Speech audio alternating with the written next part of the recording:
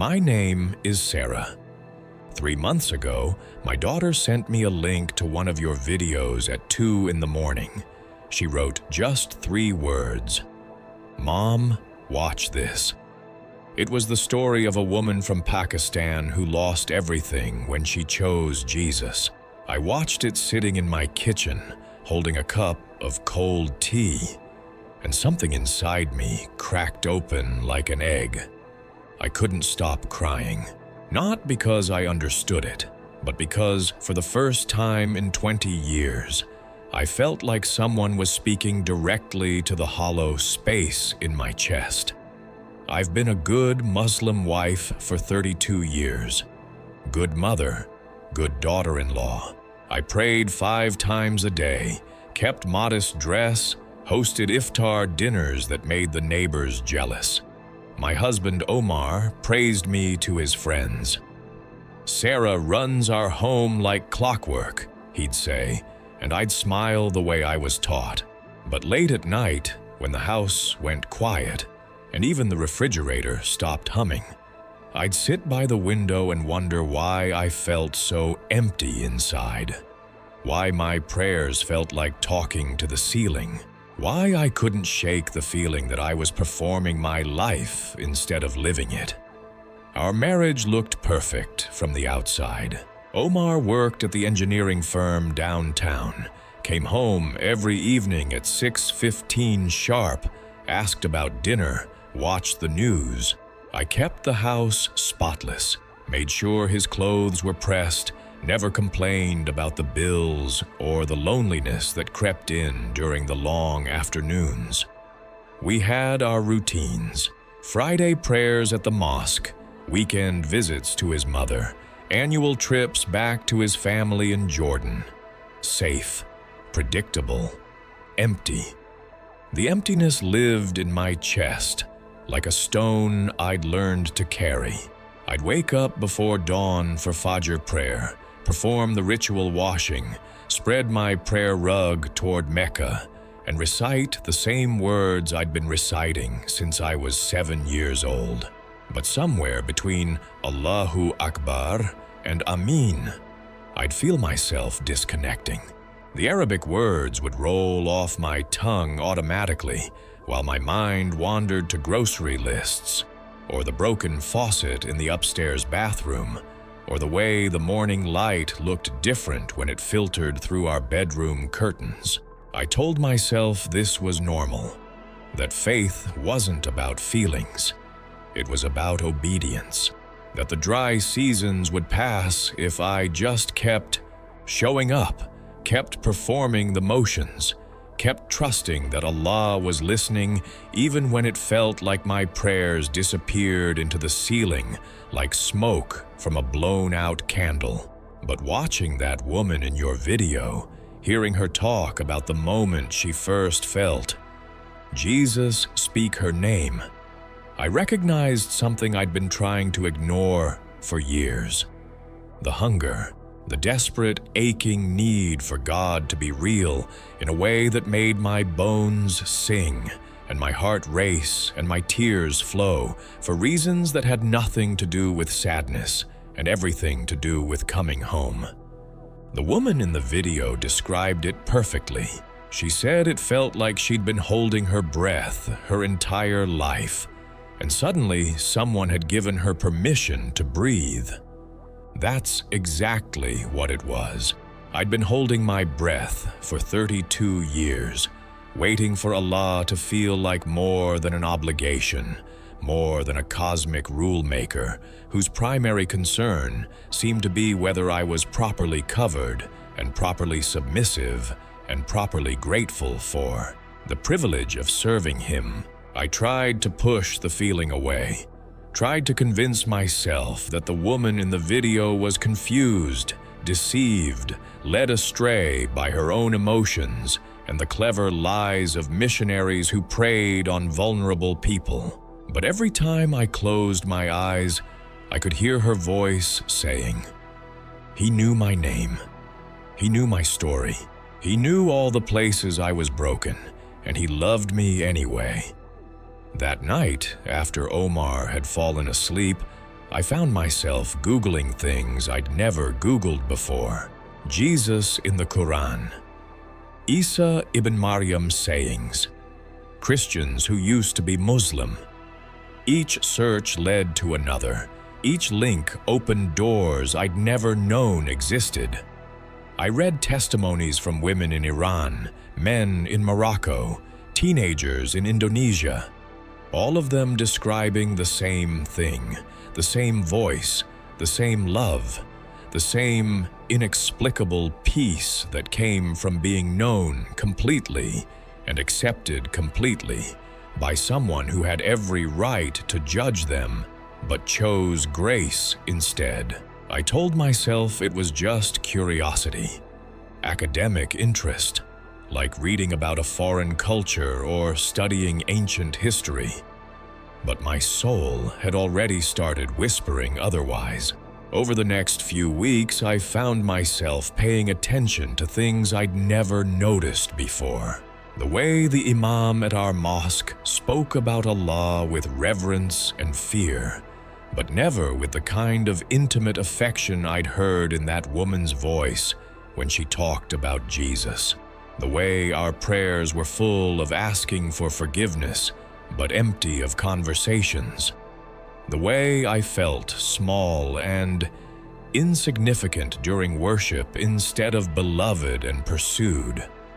I started having dreams, not the dramatic, cinematic kind of dreams I'd heard other people describe. Quiet dreams, gentle dreams. Dreams where I was walking through a garden and someone was walking beside me, just out of sight.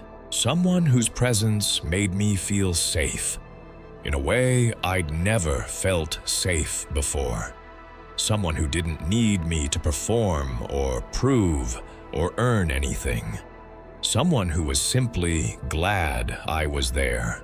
I'd wake up from these dreams with tears on my cheeks and a warmth in my chest that lasted for hours.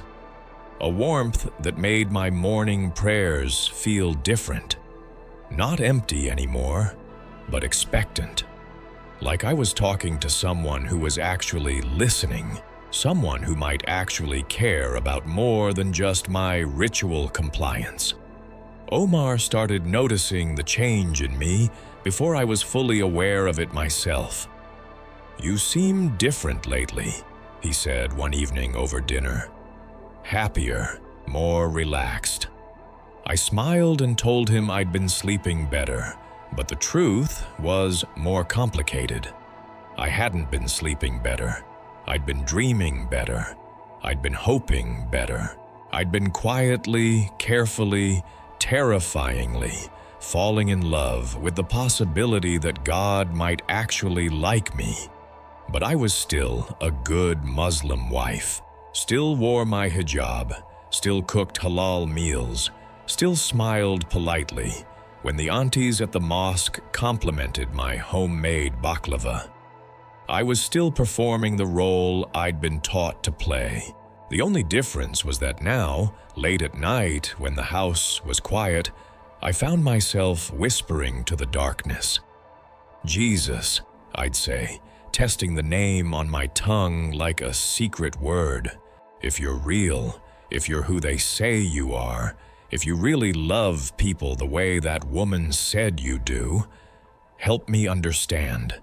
Help me know what to do with this feeling in my chest. This feeling like I'm on the edge of something huge and beautiful and terrifying." I thought I could walk away, but I had no idea what was waiting around the corner. The shift started with a simple act of kindness that should have been unremarkable. Mrs. Chen, our elderly neighbor, had fallen on her front steps and broken her wrist.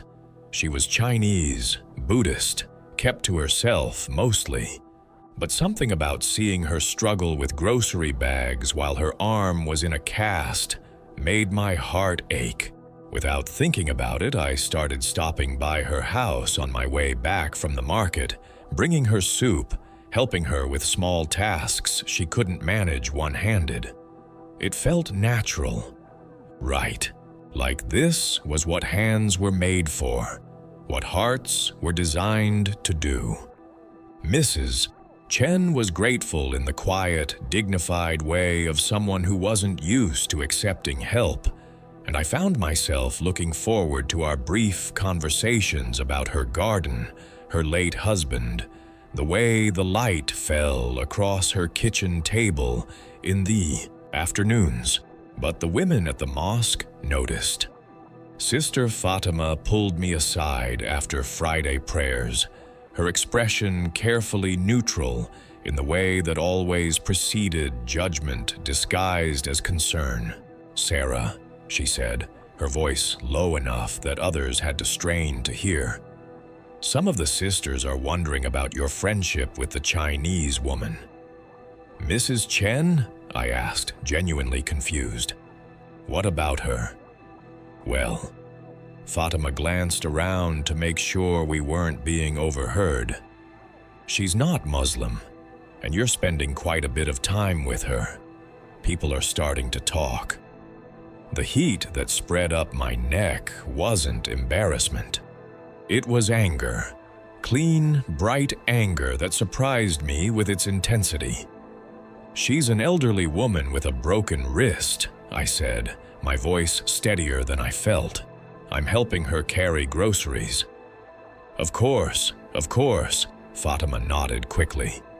"It's good to be neighborly, but you have to be careful, sister. These relationships can lead to complications. It's better to focus your energy on the community, on people who share our values." I nodded and made appropriate sounds of understanding, but something had shifted inside me, something cold and clear and angry. Mrs. Chen, who spoke softly about her garden and never said an unkind word about anyone, was somehow a threat to my spiritual well-being. But the same women who gossiped viciously about each other's clothes and cooking and child-rearing were safe companions for a faithful Muslim woman. That evening, I found myself thinking about the stories I'd been reading online, about Jesus eating with tax collectors and prostitutes, about him healing people who weren't Jewish, weren't part of the chosen community, weren't following all the right rules, about him saying that the last would be first and the first would be last. The air felt heavier that day, as if something was about to ask me a question I wasn't ready to answer. I started noticing other things, the way conversations stopped when I walked into rooms at the mosque, the way Sister Aisha would smile brightly at me while her eyes stayed cold and calculating, the way the imam's wife would ask pointed questions about how I was spending my time, who I was talking to, whether Omar was satisfied with my devotion to proper Islamic conduct.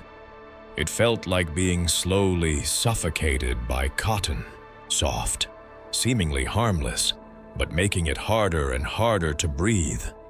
Every interaction became a performance where I had to prove my loyalty, my orthodoxy, my willingness to prioritize the community's approval over my own conscience. But the worst part was realizing that this wasn't new. This had always been the dynamic. I just never questioned it before. I'd spent 32 years carefully monitoring my words, my actions, my friendships, my thoughts, making sure everything I did could pass the invisible test of Islamic propriety, as defined by people who seemed more interested in control than in compassion. The woman in that video had talked about feeling like she was in prison without realizing it until someone showed her the door. That's exactly what this was. I'd been so focused on being a good prisoner that I'd never stopped to ask why there were bars on the windows in the first place. Mrs. Chen recovered from her injury, but I kept visiting her, not because she needed help anymore, but because her kitchen felt like the one place in my world where I could breathe freely. where I could be curious without being suspicious, where I could ask questions without being corrected. One afternoon, she showed me a small wooden cross that had belonged to her late husband. Not because she was trying to convert me, or even because she was particularly religious herself, but because it was beautiful, and she thought I might appreciate the craftsmanship. "He carried this through the war," she said, running her weathered fingers over the smooth wood. "Said it reminded him that someone understood suffering, that someone had walked through the darkness before him and come out the other side." I held the cross for maybe 30 seconds, feeling the weight of it in my palm, and something inside me went very still. Not peaceful exactly, but focused, like all the scattered pieces of my attention had suddenly aligned toward a single point. "It's beautiful," I said, handing it back to her, but my voice sounded strange to my own ears, distant, like it was coming from somewhere deeper than my throat. That night, I lay in bed, staring at the ceiling and thinking about what Mrs. Chen had said. Someone who understood suffering, someone who had walked through darkness and come out the other side. In Islam, we talked about Allah's mercy and compassion, but always from a distance. Allah was merciful, the way a king might be merciful. Generous and beneficent, but ultimately unknowable, unreachable, concerned with justice and order rather than intimate understanding. But the idea of God as someone who had actually experienced human pain, who had felt what it was like to be misunderstood and rejected and afraid, that was something I'd never encountered before. And it made something deep in my chest ache with recognition. I didn't know her name, but I'd hear it again, and it would burn. 2 weeks later, everything changed. I was at the grocery store, standing in the checkout line, when the woman in front of me started crying. Not loud, dramatic crying, but the quiet, desperate kind that comes from trying to hold yourself together in public when everything is falling apart. She was young, maybe 25, with a baby on her hip and a toddler clinging to her leg. The cashier had just told her that her card was declined, and she was staring at her groceries like she was trying to figure out which necessities she could live without. Without thinking about it, I stepped forward. "I'll pay for it," I said. The woman turned to look at me, and I saw something in her eyes that I recognized. The same hollow emptiness I'd been carrying around for years. The same desperate hunger for someone to notice her, to care, to see her as more than just another person struggling to get by. "You don't have to do that," she said, but her voice was full of hope. "I know," I said, handing my card to the cashier. "I want to." As I was helping her load the groceries into her car, she grabbed my hand. "Thank you," she said, and then quietly, "God bless you." But she didn't say, "Allah." She said God in that particular way Christians say it, like she was talking about someone she knew personally. Someone who cared about declined credit cards and crying mothers and strangers who paid for groceries. "What's your name?" I asked. "Rebecca," she said. "Rebecca Martinez." That night, I couldn't stop thinking about the way she'd said, "God bless you." Not as a religious platitude, but as a genuine prayer. Like she really believed that God paid attention to checkout lines at grocery stores, that he cared about small kindnesses between strangers, that he might actually orchestrate encounters between people who needed to meet each other. I found myself wondering what it would feel like to live in a world where God was that involved, that interested, that present in the ordinary moments of daily life, where prayer wasn't just ritual recitation, but actual conversation with someone who had opinions about your choices and feelings about your struggles and joy in your small victories. The Imam's sermon that Friday was about the dangers of being influenced by non-believers, about how Satan uses the appearance of goodness to lead faithful Muslims astray, about how we must be careful not to let our natural compassion make us vulnerable to spiritual deception. I sat on my prayer rug in the women's section, listening to his words, and felt them bouncing off me like rain off a window. Every warning he gave about the corrupting influence of Christian kindness just made me think about Rebecca's grateful tears, about Mrs. Chen's gentle wisdom, about the woman in your video who had found love instead of judgment when she cried out to Jesus. It should have been a normal prayer, but something caught in my throat, like a thread pulling me somewhere else. After the service, Sister Fatima cornered me again. This time, her concern wasn't disguised behind polite smiles. "Sarah, I heard about what happened at the grocery store," she said, her voice sharp with disapproval. "Paying for that Christian woman's groceries, making a spectacle of yourself." "How is helping someone a spectacle?" I asked. "Because people talk, sister. Because when you make a show of being charitable to non-believers, it sends a message about your priorities, about where your loyalties lie." I stared at her, feeling something cold and clean settling in my chest.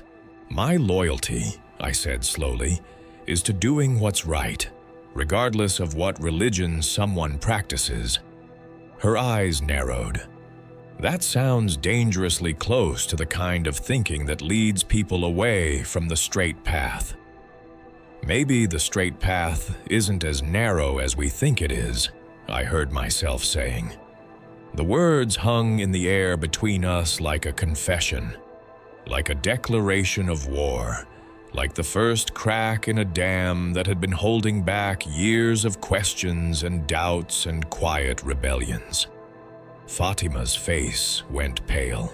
"Sister Sarah," she said, her voice dropping to a whisper, "you need to be very careful about the ideas you're entertaining. Very careful about the influences you're allowing into your life. This is how it starts. This is how people lose their way." But I was already lost, had been lost for years, wandering in circles in a spiritual desert, dying of thirst while pretending to be satisfied with sand. And for the first time in my life, I could see water in the distance. Even as I nodded and made appropriate sounds of repentance, I felt it. The first tremor of everything I'd ever believed starting to crack. That night, I did something I'd never done before. I went online and searched for Jesus Christ. Not as an academic exercise, not as cultural curiosity, but as a genuine seeker looking for answers to questions I'd been afraid to ask. I found myself on a website full of testimonies from Muslim converts to Christianity. Story after story of people who had grown up believing one thing and discovered something else entirely. People who talked about the difference between religion and relationship, between performing faith and experiencing it, between earning God's approval and receiving His love as a gift. One woman wrote about the moment she realized that, in Christianity, God pursues people instead of waiting for them to earn their way to Him. Another man described the shock of discovering that Jesus claimed not just to know the way to God, but to be the way to God. A teenager from Morocco wrote about the night she dreamed of Jesus and woke up knowing with absolute certainty that He was real and that He loved her. I read until my eyes burned and my back ached from hunching over the computer. I read testimonies from people in countries where conversion could mean death, people who had given up everything they'd ever known because they'd encountered something so real, so transformative, that losing their families and communities and security seemed like a small price to pay. And slowly, as the night wore on and the house grew quiet around me, I began to understand what that woman in your video had been trying to say. It wasn't about switching religions or joining a different community or adopting new rituals. It was about discovering that the God you'd been trying to earn love from had been trying to give it to you freely all along. I thought about Rebecca saying, "God bless you," like she really meant it. About Mrs. Chen's husband carrying a cross through a war because it reminded him that someone understood his suffering. About all the people whose testimonies I'd just read, people who had found in Jesus not a taskmaster or a judge, but a friend who loved them exactly as they were. The questions I'd been asking in my heart for years suddenly had words. What if God isn't distant and demanding? What if He's close and kind? What if faith isn't about perfect obedience, but about imperfect people being loved perfectly? What if I don't have to earn my way to heaven because someone else already paid the price? What if? By the time Omar's alarm went off for morning prayers, I was still sitting at the computer, tears streaming down my face, staring at a passage someone had quoted from the Christian scriptures. "Come to me, all you who are weary and burdened, and I will give you rest." I had been weary for so long, burdened by the weight of trying to be good enough, faithful enough, obedient enough to earn a love that always seemed just out of reach. And here was someone claiming to offer rest, not as a reward for perfect behavior, but as a gift for tired souls. Everything I believed was cracking, but nothing prepared me for what happened next. The breaking point came 3 weeks later, on a Tuesday morning that started like any other. I was making breakfast for Omar, listening to him complain about traffic and deadlines and the weather, when suddenly he stopped mid-sentence and looked at me with an expression I'd never seen before. "Sarah," he said, setting down his coffee cup with unusual deliberation, "we need to talk." My heart started beating faster. Had someone told him about my visits to Mrs. Chen? About the groceries I'd bought for Rebecca? About the hours I'd been spending online reading things I had no business reading? "What about?" I asked, trying to keep my voice steady.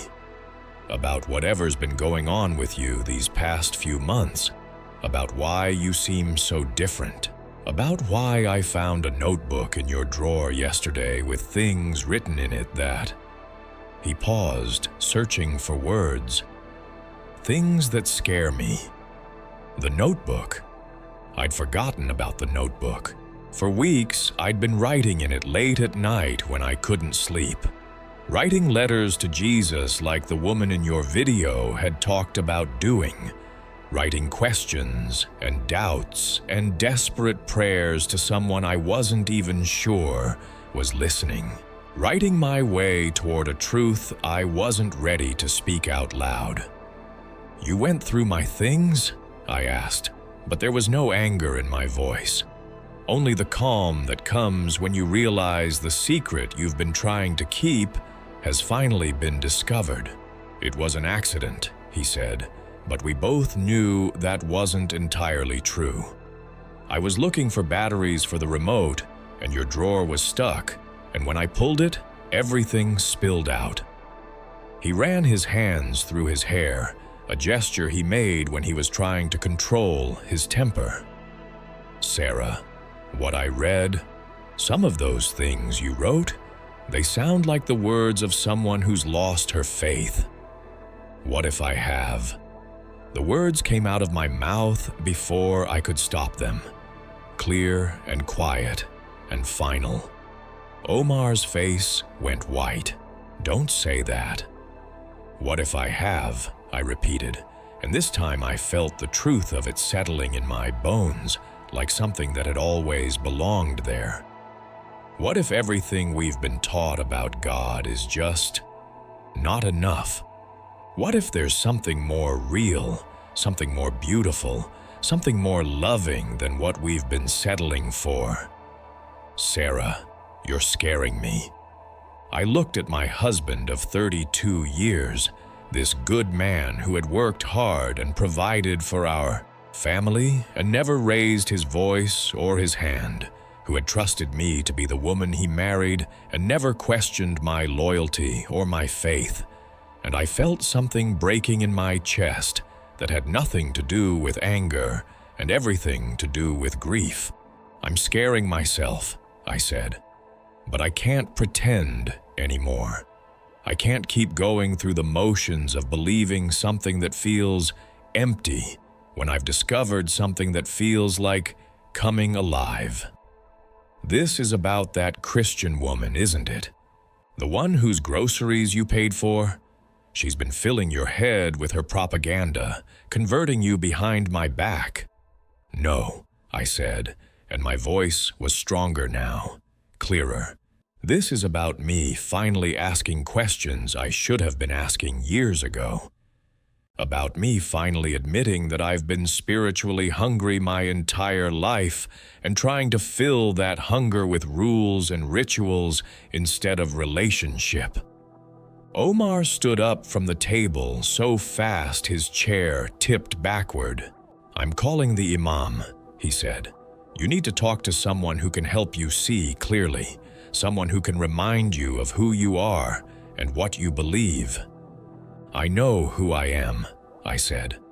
For the first time in my life, I know exactly who I am.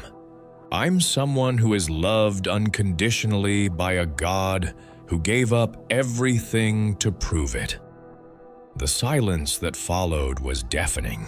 Omar stared at me like I was a stranger, like the woman he'd shared a bed with for 3 decades had vanished and been replaced by someone he didn't recognize. And maybe that was exactly what had happened. If you continue down this path, he said finally, his voice cold and formal, there will be consequences. The community, the family, everyone we know. They won't accept this.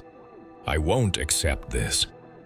I know, I said, and I was surprised by how calm I felt, how peaceful. I know what this choice will cost me. But Omar, what if love is worth more than acceptance? What if truth is worth more than comfort?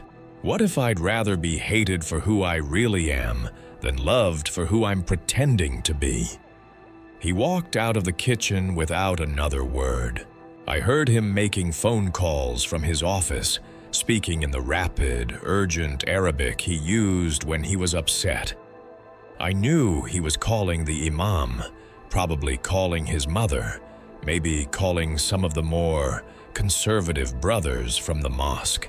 Within an hour, I would be surrounded by people trying to talk sense into me, trying to save me from the spiritual disaster they believed I was walking toward.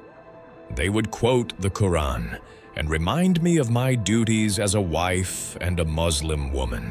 They would talk about the deceptions of Satan and the dangers of being led astray by emotions, and the importance of submitting to Allah's will as interpreted by people who had studied longer and knew better than I did. But sitting in my quiet kitchen, with morning light streaming through the windows and the taste of freedom sharp and sweet on my tongue, I felt something I'd never felt before. I felt known, completely, intimately, perfectly known by someone who loved every broken, beautiful, complicated piece of me. I didn't need to understand how it worked or why it had happened or what it meant for my future. I just needed to acknowledge what was already true. My heart had found its home, and I was never going to be the same. The voice I heard wasn't audible. It didn't echo off the walls or make the dishes rattle. It was quieter than that, and infinitely more real. It came from inside and outside simultaneously, like breathing and being breathed, like knowing and being known. "Sarah," the voice said, and it was the first time in my life that hearing my name felt like being recognized for who I actually was, instead of who I was supposed to be. I was sitting by my bedroom window, still holding the notebook Omar had found, when it happened. The morning light was different that day, softer, more golden, like it was coming from a source I'd never noticed before, even though the sun was in exactly the same place it had been every morning for the 32 years I'd lived in that house. "Jesus?" I whispered, testing the name one more time. But this time, it wasn't a question. The presence that filled the room wasn't overwhelming or dramatic. It was gentle, patient, like someone who had been waiting a very long time for me to notice he was there. Like someone who had been whispering my name in dreams and prayers and quiet moments of doubt, hoping I would eventually turn around and see him. I started crying, but not from sadness, from relief, from recognition, from the overwhelming joy of discovering that the love I'd been searching for my entire life had been searching for me too. That every moment of emptiness, every question, every desperate prayer sent toward a God who seemed too distant to care had been heard by someone who cared so much he had died to prove it. "I don't understand any of this," I said out loud, and my voice was steady despite the tears. "I don't understand how you can be real when I was taught you were a lie. I don't understand how you can love me when I've spent my whole life believing in someone else. I don't understand what happens next, or how I'm supposed to live, or what I'm supposed to tell people." The presence didn't diminish. If anything, it grew stronger, more tangible, like being wrapped in the warmest, safest embrace I'd ever experienced. And then, as clearly as if someone had spoken the words directly into my ear, I heard, "You don't have to understand. You just have to trust." Trust. Such a simple word, but it felt like the key to everything I'd been missing all my life. I'd been trying to earn God's love through perfect obedience, trying to understand His will through careful study of rules and regulations, trying to prove my worth through flawless performance of religious duties. But Jesus wasn't asking for performance. He was asking for trust. Not trust in my ability to be good enough, but trust in His promise that I already was. Not trust in my understanding of complex theological concepts, but trust in the simple truth that I was loved completely and permanently, and without conditions. I thought about all the testimonies I'd read online, people who had described the exact same experience, the same gentle presence, the same overwhelming sense of being known and accepted, the same invitation to stop trying so hard and simply receive what was being freely offered. The fear I'd been carrying for months began to dissolve. Not because I suddenly had all the answers, but because I realized I didn't need them. I didn't need to have a perfect explanation for what was happening to me or a detailed plan for what came next. I just needed to say yes to the love that was already there, waiting for my permission to transform everything. Yes, I whispered to the golden light, to the presence that filled every corner of the room, to the voice that had spoken my name with such tenderness. Yes, I trust you. Yes, I believe you. Yes, I want whatever you're offering, even if it costs me everything else. The moment I said the words, something shifted. Not in the room, but in me. Like a door I'd been pushing against for years had suddenly swung open. Like a weight I hadn't realized I was carrying had been lifted from my shoulders. Like I'd been holding my breath my entire life, and someone had finally given me permission to exhale. Downstairs, I could hear Omar's voice on the phone, getting louder and more agitated as he described my spiritual crisis to whoever was on the other end. In a few hours, maybe less, there would be people at my door, people who loved me and were terrified for my soul, people who would do everything in their power to bring me back to what they considered safety. But sitting in that sunlit room, surrounded by a presence that felt more real than anything I'd ever experienced, I knew I was exactly where I belonged. Not because I'd figured everything out, but because I'd finally stopped trying to. Not because I deserved to be there, but because I was wanted there. For the first time in my life, I understood what the woman in your video had meant when she talked about coming home.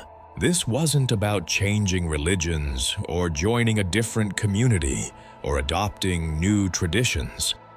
This was about discovering that the God I'd been trying to reach had been reaching for me all along, that the love I'd been trying to earn was already mine, that the peace I'd been seeking in rules and rituals and perfect behavior was available as a gift, no strings attached.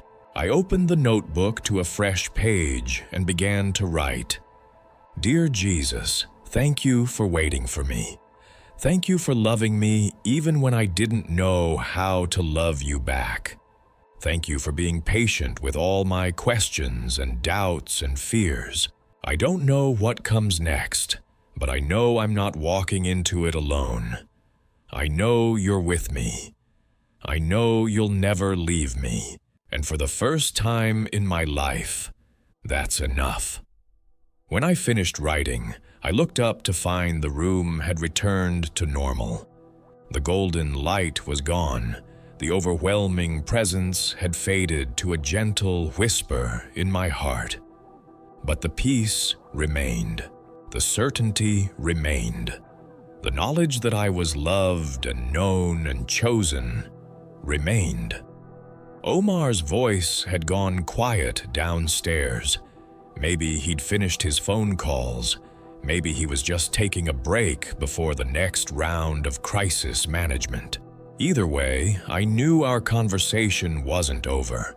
I knew there would be difficult days ahead, painful choices to make, relationships to navigate, consequences to face. But I also knew I wasn't facing them alone. The God who had loved me enough to die for me would love me enough to walk with me through whatever came next. The Jesus who had called my name in the quiet of my bedroom would keep calling it, no matter how loud the voices of opposition became. I heard the front door open downstairs, voices in the hallway, the Imam's voice, Omar's mother's voice, Sister Fatima's voice. They'd come to save me from myself, to remind me of my duties and obligations, to help me see the error of my ways. I took a deep breath, whispered one more prayer for courage and wisdom, and went downstairs to meet them.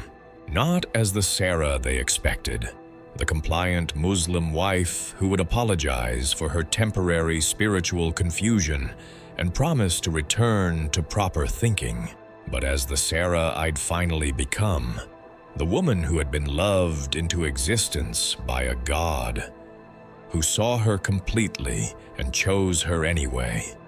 The woman who had found her way home. I stood at the top of the stairs, listening to the concerned voices gathering in my living room, and felt something I'd never felt before. Deep, unshakable peace. The kind that comes from knowing exactly where you belong and exactly who you are. The voices below were familiar. Omar's mother, speaking in rapid Arabic about shame. The Imam's measured tone, preparing verses about Satan's deceptions. Sister Fatima's sharp whisper, cataloging warning signs she'd failed to address. They were here to save me, to pull me back from the spiritual cliff they believed I was walking toward. In their minds, I was sick, confused, led astray by emotions and missionary manipulations. But standing in my hallway, my hand on the wooden banister Omar had installed 15 years ago, I felt more clear-headed than ever, more certain of who I was and what I was choosing. Jesus, I whispered. His name like a prayer, like an anchor, like a reminder of who was with me. His presence hadn't left me. Even with all the opposition gathering downstairs, I could still feel him there. Not overwhelming, just steady, like someone who had promised never to leave me and actually meant it. Omar came upstairs, his steps heavy and reluctant. "Sarah," he said softly, "they're waiting for you." I turned to look at this good man who had loved me for 32 years. His face was gray with exhaustion and fear. "I know this is hard for you," I said, touching his arm. "I know this isn't what you wanted." "It's not too late," he said. "Whatever you think you've experienced, it can be fixed. You just have to want to come back." "Omar," I said gently, "what if I'm not going away? What if I'm finally coming home?" He shook his head. "Your home is here, with me, with our community, with the faith you were raised in. My home is wherever I can be myself completely and be loved completely," I replied. "For the first time in my life, I've found that place." The pain in his eyes was unbearable. "The woman I married was a good Muslim," he said. "The woman you married was performing goodness because she didn't know she was already good enough," I said. "She was content because she didn't know what joy felt like." "And now you do?" "Yes," I said, the simple word carrying everything I'd discovered. "Now I do." We stood there looking at each other across a divide as wide as an ocean. I could see him calculating what might bring me back to his side. But I was already gone. Had been gone since that first night I watched your video and felt something crack open in my chest. "They're waiting," Omar said, defeat in his voice. "I know. I'm ready." I reached for his hands and held them gently. "I want you to know this isn't about not loving you. You've been a good husband, a kind man. But Omar, I've been dying inside for years, going through the motions without feeling anything, and I can't do it anymore." "What we have is real," he said weakly. "What we have is comfortable," I corrected. "But when did comfortable become more important than alive? When did safe become more precious than true?" "I don't understand what's happening to you," he said finally. "It's not a feeling or propaganda or spiritual confusion," I said steadily. It's the truest thing I've ever experienced. You know how sometimes you'll hear music that makes you homesick for a place you've never been? That's what my whole life felt like, until now. He was listening, really listening, despite the pain growing in his eyes. When I felt his presence this morning, when I heard him speak my name, it wasn't like meeting a stranger. It was like being recognized by someone who had known me before I was born. Sarah, you're scaring me. I'm not lost or deceived. I'm found. For the first time in my life, I know exactly who I am and whose I am. What am I supposed to do? He asked. How am I supposed to explain that my wife chose Jesus over Allah? Maybe you could try asking him yourself, I said softly. Not the distant, demanding God you've been praying to out of duty, but the God who loves you exactly as you are. That's not Islam. I know, that's Christianity. That's Jesus. That's the love I've been starving for. I walked downstairs to face the tribunal waiting in my living room. 6 adults crowded in, their faces arranged in concerned piety. The Imam occupied Omar's chair, his presence filling the space with formal authority. Sister Sarah, he began, we're concerned about your spiritual welfare. Brother Omar has shared troubling information about changes in your behavior. I appreciate your concern, I said, meaning it. I know this is confusing for you. You've been influenced by Christian missionaries, Sister Fatima interrupted. Online videos designed to prey on vulnerable Muslim women. You're partially right. It started with a video, I agreed. But she didn't convert me. She helped me recognize what was already happening in my heart.